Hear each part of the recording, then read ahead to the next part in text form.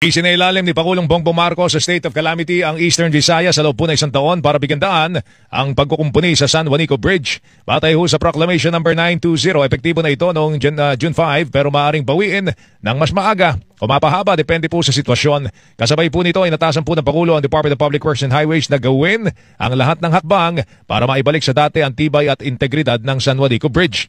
Inutusan din ng Pangulong Marcos ang Department of Budget and Management na alalayan ng DPWH hinggil po sa pagkukunan po ng pondo para sa rehabilitasyon ng nasabing tulay.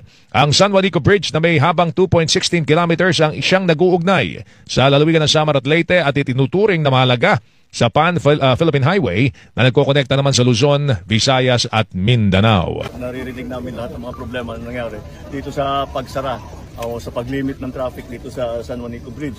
At kaya nakausap na namin yung mga driver ng mga ibang truck. Ang ginagawa namin ay ang kapalit itong Roro na ganito. Ito pang 30 na truck. May dadating na pang 40 trucks, meron pang 50 trucks. Tapos itong rampang ito, dodoblehin natin, lalagay pa tayo doon ng isa pa.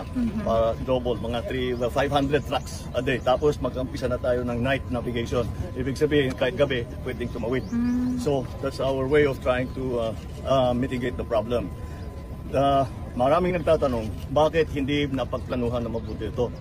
The reason is, ang talagang nangyari dyan, meron kaming rehabilitation plan para sa San Juanico. Noong ini-inspeksyon yung tulay para titignan kung saan ang kailangan rehabilitate, ang daming nakita na delikado.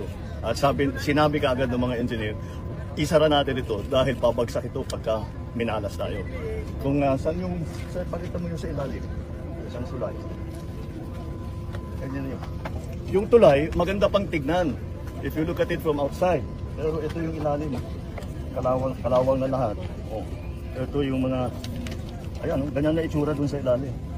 Tapos hindi lang yun. Ito, there's also corrosion. Ang proof, ito sa this the third span. Yung sa ilalim. Ito yung bumibigay na. Saan yung sa ito, buckling of the bottom na. Bumibigay na yung mga troso. Kaya nung nag-inspeksyon ng DPWH para nga sa rehabilitation, kanila delikado na itong tulay na ito. Hindi namin akalain na ganito kasama. Dahil siguro hindi namin malaman, hindi ginawa ng mabuti ang maintenance ng tulay. Dapat yan every 3 years binabalik-balikan. Tinatanong ko sa mga lokal, sa ating mga kababayan kung talagang nagagawa ba noon yung every 3 years. Mukhang hindi.